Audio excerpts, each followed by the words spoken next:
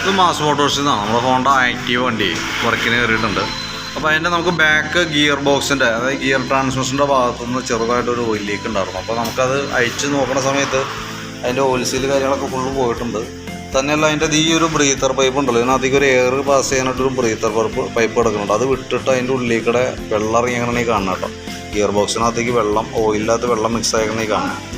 അതുകൊണ്ട് തന്നെ എന്താ പറ്റിയെന്ന് വെച്ചാൽ ഗിയർ വീലുകൾക്ക് തേയ്മാനം വന്നിട്ടുണ്ട്. അപ്പം തൽക്കാലം നമ്മൾ ഗിയർ വീല് നിലവിൽ മാറ്റേണ്ട ആവശ്യമൊന്നുമില്ല. നമുക്കൊന്ന് ക്ലീൻ ചെയ്ത് നല്ല രീതിയിൽ ക്ലീൻ ചെയ്തിട്ട് നമുക്കൊന്ന് റീസെറ്റ് ചെയ്യാം. പക്ഷേ എന്നാൽ പോലും നമുക്ക് വണ്ടി ഓടുന്ന സമയത്ത് ഒരു മൂളിച്ച സൗണ്ട് കാണിക്കും. അത് വേറെ പ്രശ്നമൊന്നുമില്ല, ഓടുമ്പോൾ നമുക്കൊരു ചെറിയൊരു മൂളിച്ച ഫീൽ ചെയ്യുന്നുള്ളൂ. കാരണം അതിൻ്റെ ഉള്ളിലൊക്കെ കാണുന്നത് മൊത്തം വെള്ളം കയറിയിട്ട് വന്ന പ്രശ്നങ്ങളാണ്. അപ്പോൾ അതിൻ്റെ ബെയറിങ്ങിലൊക്കെ ഒന്ന് ചെക്ക് ചെയ്ത് നോക്കാം. മെയിനായിട്ട് ഈ ഒരു ബെയറിങ് നമുക്ക് എന്തെങ്കിലും മാറ്റേണ്ടി വരും. കാരണം അത് ഗിയർ മറ്റേ 6004 ബെയറിങ് നമുക്ക് ഈ ഷാഫ്റ്റിലേക്ക് വന്നാണ്, ഡയറക്റ്റ് വീലുമേക്ക് കണക്ട് ചെയ്യുന്ന ആ ഷാഫ്റ്റ് മോനാണ്. അപ്പോൾ അതെന്തെങ്കിലും മാറാനതല്ല. ബാക്കിയിട്ട് നമ്മൾ ക്ലീൻ ചെയ്ത് നോക്കിയിട്ട് അതിൻ്റെ കണ്ടീഷൻ നോക്കിയിട്ട് പറയാം. പിന്നെ അതേപോലെ തന്നെ അതിൻ്റെ ഗിയറിനകത്ത് തന്നെ ഓയിലുകളെല്ലാം ഓയിൽ മാറ്റണം. അതേപോലെ ഗ്യാസ്കറ്റ് ആ ഐറ്റംസൊക്കെ നമുക്കൊന്ന് ചേഞ്ച് ചെയ്തിടാനുണ്ട്. അതേപോലെ നമുക്ക് ക്ലച്ചിൻ്റെ ഭാഗം നോക്കുമ്പോണ്ടല്ലോ, ക്ലച്ചിനകത്ത് അത്യാവശ്യം ഓയിൽ ലീക്ക് ഉണ്ട്. ക്രാങ്കിൻ്റെ ഇവിടെ ക്രാങ്ക് അലൈൻമെൻറ്റ് വേരിയേഷൻ വന്നിട്ട് ഇവിടെ ഓയിൽ സീൽ കംപ്ലയിൻറ്റ് വന്നിട്ട് ഇതിവിടെ ഓയിൽ വന്നേക്കാണ് ഈ കാണുന്നത്. ഈ ഓയിൽ ഇറക്കിയതാണ് ഈ കാണുന്നത്.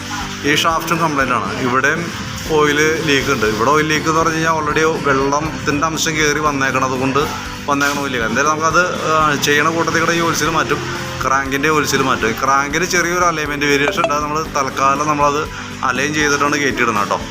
പിന്നെ അതിൻ്റെ വേരിയേറ്റർ ബോഡി റോളർ കാര്യങ്ങളൊക്കെയാണ്. നോർമൽ സാധാ തേയ്മാനങ്ങളൊക്കെ ഉള്ളൂ, വേറെ അങ്ങനെ കംപ്ലയിൻ്റ് എന്ന് പറയാനായിട്ടൊന്നുമില്ല. കിക്കറിൻ്റെ കിക്കർ ഇടയ്ക്ക് അടിക്കുമ്പോൾ ചെറിയൊരു പ്രശ്നം പറഞ്ഞിട്ടുണ്ടായിരുന്നു. അപ്പോൾ നമ്മളത് അഴിച്ച് കിക്കർ വീലൊക്കെ ഒന്ന് ചെക്ക് ചെയ്ത് നോക്കുന്നുണ്ട്. വേറെ പ്രശ്നങ്ങളൊന്നുമില്ല. ഇത് CVT ക്ലച്ചിൻ്റെ ഒരു പാർട്സാണത്. അപ്പോൾ ക്ലച്ച് ഷൂവും കാര്യങ്ങളൊക്കെയാണ്. അപ്പോൾ നമുക്കൊന്ന് ക്ലീൻ ചെയ്ത് നമുക്കൊന്ന് റീസെറ്റ് ചെയ്ത് തരാം. അത്യാവശ്യം നല്ല രീതിയിൽ പൊടിയും കാര്യങ്ങളൊക്കെ ഉണ്ട്. എനിക്ക് തോന്നുന്നത് ഈ ലൈനർ കിടക്കുന്നത് കമ്പനി ലൈനറൊന്നുമല്ല, അത് കുറഞ്ഞ ലൈനറാണ്. അപ്പോൾ അതിൻ്റേതായിട്ടുള്ള പ്രശ്നങ്ങളാണ് പൊടിയും കാര്യങ്ങളൊക്കെ കാണുന്നത് കേട്ടോ. പിന്നെ ഈ ക്ലച്ചിനകത്തൊക്കെ ഇവിടെ നോക്കുമ്പോൾ ഉണ്ട്, അത്യാവശ്യം ഉണ്ട് സംഭവം. പിന്നെ എന്ന് പറഞ്ഞാൽ നമുക്ക് അതിൻ്റെ ബെൽറ്റിൻ്റെ കണ്ടീഷൻ അത്ര പെർഫെക്റ്റ് അല്ല. ഈ സെൻറ്റർ പോർഷനിലേക്ക് നോക്കുമ്പോൾ ബെൽറ്റൊക്കെ പൊട്ടിയിരിക്കണം കേട്ടോ. അതേ സൈഡൊക്കെ പൊട്ടിയിരിക്കണം. അതുകൊണ്ട് എപ്പോൾ വേണമെങ്കിലും അത് പൊളിഞ്ഞ് പോകാവുന്നൊരു കണ്ടീഷനിലാണ് ഇപ്പോൾ ഓടിക്കൊണ്ടിരിക്കുന്നത്. കമ്പനി ബെൽറ്റാണ് ഇപ്പോൾ കിടക്കുന്നത്, കമ്പനി ബെൽറ്റാണ് നിലവിൽ. ഈ സെൻറ്ററിലൊക്കെ നോക്കുമ്പോൾ അറിയാം, ഓരോ ആ കട്ടകളുടെ ഉള്ളിൽ പൊട്ടു വീണിരിക്കുകയാണ്. അപ്പോൾ അത് എടുത്ത് കളഞ്ഞില്ല എന്നുണ്ടെങ്കിൽ ബെൽറ്റ് പൊട്ടി വഴിയിൽ പെടുന്നൊരു സിറ്റുവേഷൻ വരും.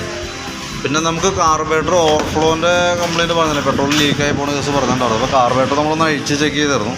അപ്പോൾ ഓൾറെഡി അതിൻ്റെ ഈ കാർബറേറ്ററിൻ്റെ ഈ ഫ്ലോട്ടിൻ്റെ വാൽവ്, അതായത് ഇത് വന്ന് തുറക്കി അടയ്ക്കുകയും ചെയ്യുമ്പോഴാണ് നമുക്ക് അതിനകത്തേക്ക് പെട്രോൾ ഇറങ്ങി വരികയും കാര്യങ്ങളും ചെയ്യുന്നത്. അപ്പോൾ ഇതിൻ്റെ ഈ കറക്റ്റ് ശരിക്കും കൂർത്ത ഭാഗത്ത് നോക്കുമ്പോൾ ചെറിയൊരു സ്റ്റെപ്പ് പോലെ വീണിട്ടുണ്ട്. അതേപോലെ തന്നെ ഈ കാർബറേറ്ററിന് സംഭവിച്ചിട്ടുണ്ട്. അപ്പോൾ നമുക്ക് ഇതൊന്ന് മാറ്റിയിട്ട് നോക്കാം. ഒരു ഉറപ്പില്ല കേട്ടോ, കാരണം കംപ്ലയിൻറ്റ് വന്നേക്കാം. കാരണം ഈ സാധനം ഈ രണ്ടും കൂടി ഒപ്പമാണ് തേയ്മാനം വന്നേക്കണേ. ഇത് മാറ്റിയിട്ടിട്ടും കംപ്ലയിൻറ്റ് വന്നാൽ പിന്നെ കാർബറേറ്റർ മാറ്റി വയ്ക്കാനാണ് പറ്റുള്ളൂ. പിന്നെ അതേപോലെ തന്നെ ഇത് ഈ സ്ലോ ജെറ്റൊക്കെ ഒന്ന് ക്ലീൻ ചെയ്തിട്ട് നോക്കാം. ബ്ലോക്കാണ്, കിട്ടിയില്ല എന്നുണ്ടെങ്കിൽ നമുക്ക് മാറ്റിയിടേണ്ടി വരും. കാരണം അതല്ലെങ്കിൽ അത്ര മൈലേജ് ഷോട്ടും വണ്ടി ആക്സിലേറ്റർ കുറയ്ക്കുമ്പോൾ ഓഫായി പോകുന്ന കംപ്ലയിൻറ്റും കാര്യങ്ങളൊക്കെ വന്നത് അതിൻ്റെയാണ് കേട്ടോ. ഇതൊക്കെയാണ് മെയിനായിട്ടുള്ള കേസ്. പിന്നെ നമുക്ക് ആക്സിലേറ്ററിൻ്റെ ഇവിടെ വരുമ്പോഴത്തേക്കും ആക്സിലേറ്ററിൻ്റെ ഇവിടെ ത്രോട്ടിൽ ഹൗസിങ് ത്രോട്ടിൽ ഒടിഞ്ഞു പോയിട്ടുണ്ട്, ആ ബ്രേക്കിൽ ഇവിടെ വന്ന ഭാഗത്ത്. അപ്പോൾ അതൊന്നും നമുക്ക് മാറ്റിയിട്ടൊന്ന് റീസെറ്റ് ചെയ്യാനുണ്ട്. ഇത്രയും കേസാണ് മെയിനായിട്ട് നമുക്ക് ഇതുമായി ബന്ധപ്പെട്ട് ചെയ്യാനുള്ളത്. അപ്പോൾ ഞാൻ അതിൻ്റെ ഏകദേശം ഒരു എസ്റ്റിമേറ്റും കൂടി ഒന്ന് ലിസ്റ്റ് ആക്കിയിട്ട് അതിൻ്റെ ഡീറ്റെയിൽസ് ഒന്ന് വാട്സാപ്പിലേക്ക് ഒന്ന് സെൻഡ് ചെയ്ത് തരാം കേട്ടോ. അപ്പോൾ നോക്കിയിട്ടൊന്ന് റിപ്ലൈ ചെയ്താൽ മതി. ഓക്കെ.